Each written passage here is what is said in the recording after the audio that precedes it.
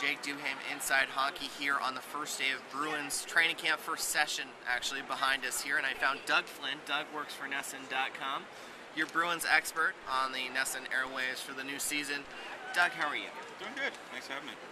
No problem, no problem. So obviously the big story here for training camp is coming off of last season's really historic collapse against the Flyers. Is there any hangover effect, positive or negative? Well, I think so far the Bruins have said all the right things. You know, that they said they're not going to forget it, they're going to use it to motivate them, but they're also trying to put it behind them and not let it hang over them. But the key is going to be see what they actually do on the ice. And we might not really know until next spring when they're actually in that situation again. If they get back to the playoffs and go up in a series, that'll really be the tell whether that's still inside their heads or not. I think for now it seems like they're in the right place mentally, but you know, like I said, you got to really prove it on the ice. The big story of the offseason, Tyler Seguin, second overall pick, the pick you got from Toronto for Phil Kessel. Give me some reasonable expectations for him. Maybe not the 35-goal scorer, but maybe 20? Hopefully. I mean, you look sort of what Matt Duchene and John Tavares did last year. You know, you hope that maybe he can get to that 20-goal, 40, 50-point plateau.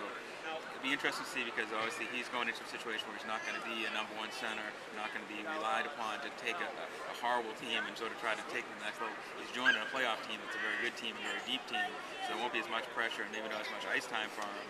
But on the other hand, he's going to have better players around him. So I think it's reasonable to say, you know, that 20 goals, 40, 50 points, hopefully.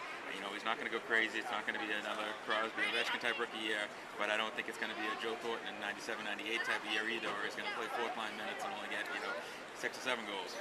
The big name who's not here right now, Marc Savard, still suffering some post-concussion syndrome.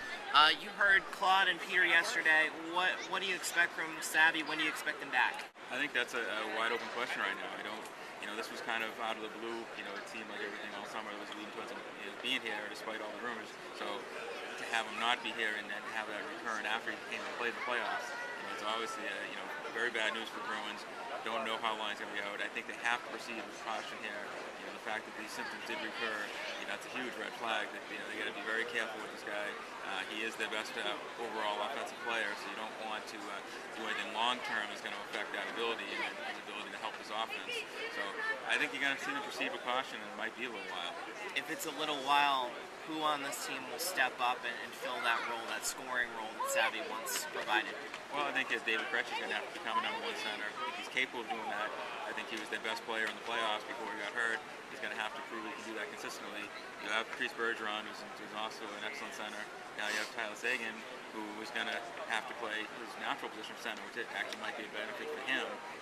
So you still have great depth at center, and then they're not even talking about the guys in the system. You know, Zach Hamill and Joe Coburn. I mean, they got a lot of good centers, you know, coming up the ranks too. So you never want to lose a guy like Savard, but if there's one team in the league that can probably afford to lose a number one center, it's probably this team. Nathan Horton, the big offensive addition acquired from Florida for Dennis Wideman. Tell us about his game and what will fans start to like about his game? Well, I think he adds some size to the top line, which they very, very much need. He's a great finisher. You know, he is a pure sniper that they really haven't had since trading with Kessel. You know, so he gives them a legitimate first-line scoring winger, which they really needed.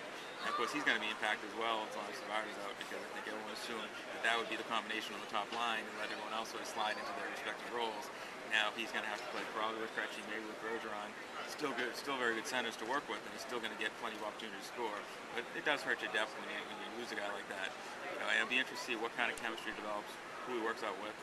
Probably the preseason will be a little bit of experimenting with that, playing with a few different guys to see who he clicks with best. So it'll be a little bit of work in progress, but I think his size, his scoring ability is going to be a very big impact. They really haven't had that, even with Kessel. Kessel didn't have that size, didn't have that sort of net front presence, that ability to drive the net,